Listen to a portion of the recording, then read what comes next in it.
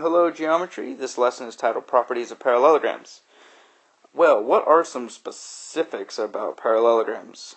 Well, we have a theorem here, theorem 6.1, that says opposite sides of a parallelogram are congruent. So we know opposite sides are going to be congruent. So therefore, this problem says find the value of x in, and we only use this symbol when we're talking about parallelograms. Now, we're not going to write that for every shape. But when we're talking about parallelograms, we do write that in front of the letters P, Q, R, S. Then we're going to find the distance of Q, R, and PS. Well, since we know that opposite sides are congruent, again, we know this now, we could say that 3x minus 15 is equal to 2x plus 3. Therefore, we're going to subtract 2x from both sides. That gives us 1x minus 15 is equal to 3. And then we can add 15 to both sides. Cancel that out. So x is equal to 18. Now again, always check your work. I mean, we still have to find these two things anyways. So, but it does help us check our work. So we have 3 times 18, which is 54, minus 15. 54 minus 15 gives us 39. And then we have 18 times 2, which is 36, plus 3, which is 39. So therefore, we know that QR and PS are. The fact that we came up with the same number assures us that we did the right work. Now, what else do we know about a parallelogram? Well, not just our opposite sides are congruent, but opposite angles in a parallelogram are also congruent. So here it says, find the value of y in parallelogram EFGH. Then find all 4 angles, not just the 2, but all 4 angles. Well, we know that opposite angles here are going to be congruent. So we can say 6y plus 4 is equal to 3y plus 37. So we need to isolate the variable. So let's go ahead and move the 3y by subtracting. Again, since it's a positive 3y, we subtract it to move it. So that gives us 3y plus 4 is equal to 37. We're going to subtract the 4. So we have 3y is equal to 33. Therefore, when we divide 3 on both sides, we get y is equal to 11. But again, it says, then find all 4 angles. Well, if you were to plug 11 into angle E, you get 6 times 11, which is 66 plus 4, which is 70 degrees. Now, hopefully, if we do this right, we should get the same thing on the other side. Well, 3 times 11 is 33, plus 37 is 70 also. So we know we did the work correctly, but we still have the other 2 angles to look for. Now, we said this is a parallelogram. So that means these 2 opposite sides, again, arrows mean that they're parallel. Oops. Now, we've learned in the past that if you have 2 parallel sides, two parallel sides, then the side that is connected to both of them is called a transversal. Now, angle F and angle E, those 2 angles are on the same side of the transversal interior of the 2 parallel sides. So same side interior angles that has been taught before, that if the sides are parallel, those 2 angles are going to be supplementary. So to find angle F, we just take 180 and subtract 70 from that, and we get 110 degrees. So we know that this has to be, let me just erase this really quick. We know that this has to be 110 degrees, which means this opposite angle has to be 110 as well. Now, if you further want to check your work, just add up all 4 angles and you should get 360 since it's a quadrilateral. Okay? So again, opposite angles are congruent. Let's go to the next problem. Here it said the diagonals of a parallelogram bisect each other. Well, let's go ahead and prove that. And I know everyone is big fans of 2-column proofs, so we're gonna do that. The diagonals of a parallelogram bisect each other. And don't forget what bisect means. It means to cut into 2 congruent segments. So that means BD will cut AC in half, and AC is going to cut BD in half. Well, let's get to our two-column proof here. Alright.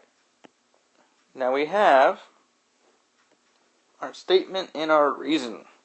And we always want to start off with the given. Well, what are we given? Well, we're given that we have parallelogram ABCD. How do we know that? Well, it gave it to us. So that is our given. Now again, look what we're trying to prove. We're trying to prove that AC and BD bisect each other. Well, what we notice here, with especially the fact that the numbers are angled for us, we have two separate triangles here. Okay? What we can do, what we're hoping to do, is if we can prove that ABE and CDE, those two triangles are congruent to each other, then their corresponding parts will be congruent. So what we're hoping is that these two will be congruent to each other, and these two will be congruent to each other. And if we can prove that, then that proves that they bisect each other. So let's go ahead and do that. Well, what you have to start off with is what you're given. We're given that it's a parallelogram. Well, what do you know about a parallelogram? Well, we know for sure, since it is a parallelogram, that opposite sides are going to be congruent. So we could say that side AB, for sure, is parallel to side CD. How do we know that? How do we know that? How do we know that? Well, that's the definition of a parallelogram. Okay, a parallelogram, by definition, is a quadrilateral in which opposite sides are parallel. So we know that AB and CD have to be parallel. Now, if that's the case, which it is, that they're parallel, let's take this one for, okay, BD. That plays the role of a transversal in between the two sides. Now, since these two are parallel, we can say that these two angles here, angle 2 and angle 3 have to be congruent to each other. So angle 2 must be congruent to angle 3 because alternate, I'm not going to write it all out because you should have done this before, alternate interior angles are congruent. Again, that's if those two sides are parallel, which we've proven that they are. Now, in like manner, we can also say that angle 1 and angle 4 are also congruent. Why? Same reason. Alternate interior angles are congruent. So we have two angles here, but don't forget what we talked about on the first problem that we did. We also said that opposite sides of a parallelogram are going to be congruent. So we know that AB has to be, that's a B. I'll erase that and make that better. We know that AB has to, well, it's not that much better, but you can hear my voice. No, I'll try to make it better. A, there we go, B is congruent to CD. And again, that's also the definition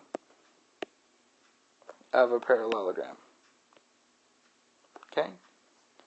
Opposite sides are going to be congruent as well.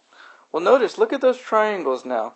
Let me just clean this up a little so you can see that again. We have this triangle here, and we have the yellow one here. Now we know that opposite sides are going to be congruent, and we know that we said angle 1 and angle 4, angle 2 and angle 3 are congruent. Well, that's enough to prove that the triangles are congruent. So we can go ahead and say that triangle AB, man, I'm struggling with that, ABE is congruent to triangle, again, make sure you match up the correct letters here.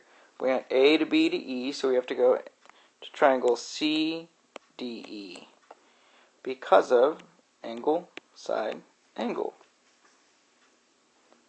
Now, since the triangles as a whole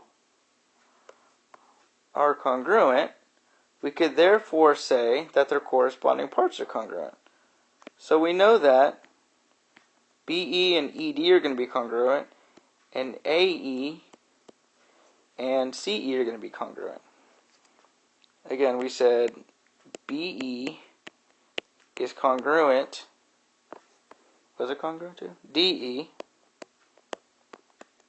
And also AE is congruent to CE. Why? Because corresponding parts of congruent triangles are congruent. Okay? And that leads us to our conclusion. Again, what are we trying to prove? That AC and BD bisect each other at E. So I'm going to go ahead and copy this. Nope. There we go. AC and BD bisect each other at E. And that is the definition of a bisector. Okay? Definition of a bisector. Okay, that's what a bisector does. It cuts it into two congruent parts. And since we've proven that the opposite sides at E, so BE and ED are congruent, AE and CE are congruent, that means they have to be bisecting each other. Okay, so that's a proof to show that the diagonals of a parallelogram bisect each other. Well, now we get to use that. So here it says solve a system of linear equations to find the values of x and y in that parallelogram. Then find all four of the lengths. Well, if we go with the theorem that we just proved, we know that these two are going to be congruent to each other, and these two are going to be congruent to each other. So we can set up two equations here. First we have x plus 1 is equal to y, and we also have 3y minus 7 is equal to 2x. Now the problem with both of these is that you have x and y in both equations. So you can't solve with just one equation. But we can use what we call the substitution method. That since y is fully by itself on this equation, the first one, we can substitute that in place for y on the other equation. So instead of saying 3y, we could say 3 times x plus 1 minus 7 is equal to 2x. And now we just do some linear algebra here. So we distribute, so we get 3x plus 3 minus 7 is equal to 2x. We like to combine like terms. 3 minus 7 is negative 4 is equal to 2x. I'm going to go ahead and subtract the 3x over. I'll bring it up here. That leaves us with negative 4 is equal to negative x. Therefore, a positive 4 must equal a positive x. So we have x is equal to 4, but don't forget, we still need to solve for y. Well, we do know that x plus 1 is equal to y. We already wrote that to begin with. But now we know that x is 4, so we can plug that back in. 4x. So y has to be 5. So we have our two variables now. And don't forget, always, always, always, always, finish reading the problem, okay? Then we need to find all four values. So all it comes down to is plugging in, and this will help us check our work as well. So if we plug y in for 5, we know that this is 5. That means the other side, BE, has to equal 5 if we did it correct. Well, it says x plus 1, 4 plus 1, which is 5. AE, 3y minus 7, 3 times 5 is 15, minus 7 gives us 8. And again, if we did this correct, we should get 8 on the other side. So CE is 2 times x, so 2 times 4, which is 8. There we go. So now we can be assured that we did the correct work. Okay, let's move on. Find the values of a and b, then find x, z, and wy. Again, this same type of problem, it's just to work on that substitution method. So if we set up one equation, starting from x to z, those two segments, we have a is equal to b plus 2, and the other equation says b plus 10 is equal to 2a minus 8. Again, there goes our two equations. Well, we can't solve either with the way that they're written by itself, so we have to use the substitution method. Well, we do see here that A is B plus 2. Since A is by itself, we can go ahead and substitute it in to the other equation for A. So I'm going to rewrite this now. So we have B plus 10 is equal to 2, but instead of saying A, we could say B plus 2. Don't forget that minus 8. So we're going to go ahead and distribute. So we have B plus 10 is equal to 2B plus 2 times 2 is 4 minus 8. We like to always combine like terms if you can. So 4 minus 8 gives us negative 4. I'm going to go ahead and add the 4 over, which gives us B plus 14 is equal to 2B, and then subtract the B, which gives us 14 is equal to 1B, which is what we're looking for. Okay. Now we still have to find A, but again, we wrote to begin with that A is equal to B plus 2. So therefore, A is equal to 14 plus 2. So A must equal 16. Now again, we're not done because it does say find X, Z, and WY. So now this might look a little cluttered, I apologize. So we have here A is 16. Now if we did this right, the second half of that segment should be 16 as well. B plus 2, 14 plus 2 is 16 as well. So we know we did that part right. So we have 14, so starting at W, we have B plus 10. 14 plus 10 is 24. And that has to be 24 because 2 times 16 is 32 minus 8. Notice it does say XZ and WY, so it wants the entire segment. So we can say that from X to Z is going to be 16 plus 16, which is 32. WY is 24 plus 24, which is 48. So there goes your other two answers. Okay. So again, substitution method. Get a variable by itself, which in this case, from the get-go, there was already a variable by itself, so we can substitute into the other equation, okay, for that variable. And then that would give us just B. We found B is 14, and we plug that back in to our original equation to solve for A. Okay. Now, last little thing, we're not going to really do any problems, we'll wait for class time, but just one more theorem to talk to you about. If 3 or more parallel lines cut off congruent segments on one transversal, then they cut off congruent segments on every transversal.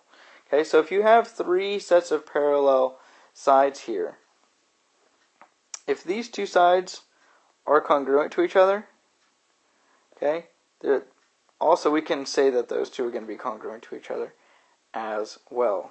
That doesn't mean that BD is going to be congruent to AC. It just means that BD is going to be congruent to DF. Okay? Alright. Well, good luck with that. I hope that helped, and good luck.